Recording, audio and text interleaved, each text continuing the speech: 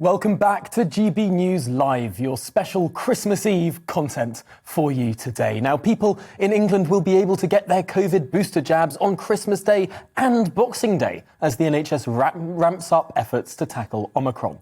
The number of UK cases keeps rising, hitting a new daily record with 119,789 new infections as of Thursday. The Prime Minister Boris Johnson has used his Christmas message to urge people to get their booster vaccine, calling it a wonderful gift. It comes as two official reports suggest that the Omicron variant is milder than Delta, albeit more infectious. Well, now further restrictions in England look a little bit less likely now. New Year's Eve may well be saved after all. Well, to discuss all of this, I'm delighted to be joined by Jane Cutler, Professor in Medical Microbiology at the School of Health, Sport and Bioscience at the University of East London. Welcome to the programme, Professor. First of all, these two reports, good news in terms of lower infection, in terms of lower likelihood of hospitalisation. But there's a sting in the tail in this extra infectiousness, is there not? Absolutely.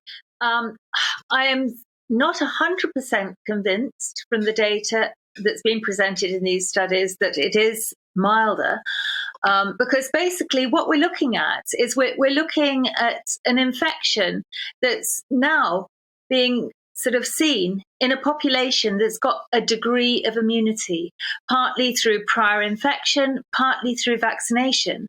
And so it's not exactly the same playing field that we saw initially when we saw Alpha and Delta and some of the other variants that we've seen circulating.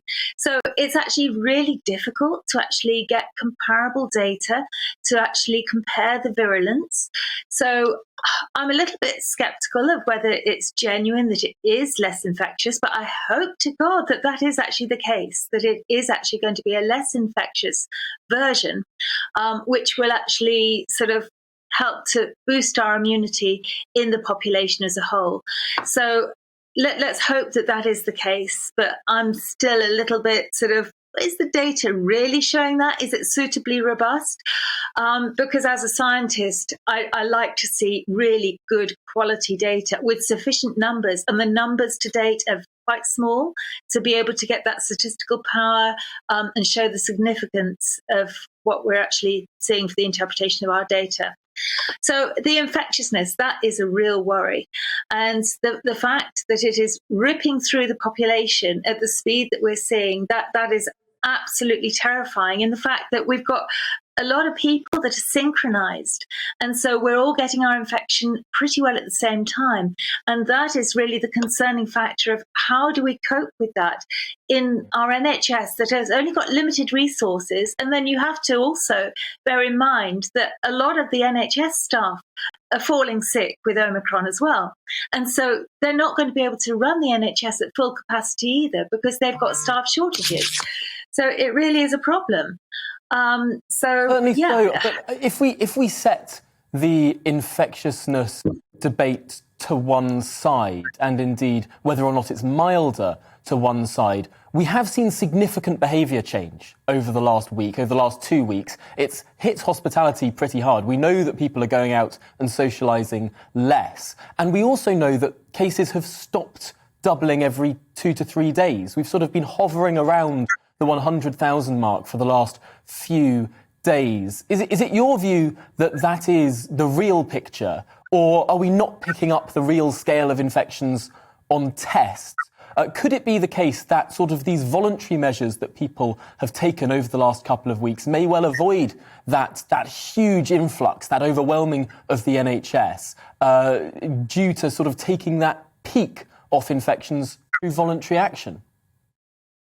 Well, certainly it's good that people are trying to think before they go out and socialise, and sort of a workplace party with your colleagues is less attractive now when you think, well, actually, if I get COVID then, I'm not going to be able to see my family at Christmas.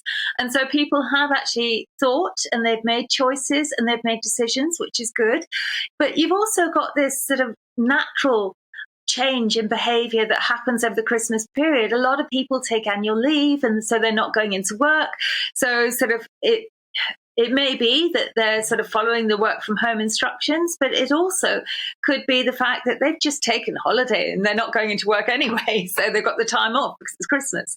So it's a bit of a mixture. And you've got some people that are really sort of following the guidance and trying to reduce their mixing, and trying to be as safe as possible, back on with the face coverings, really sort of keeping their distance whenever they can, engaging in lots of lateral flow testing, which I think is really the most sensible tool that we can actually do.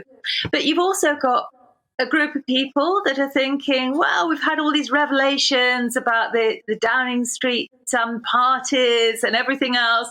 And if they don't have to follow the rules, why should I follow the rules? And so you've got the rebels in there as well.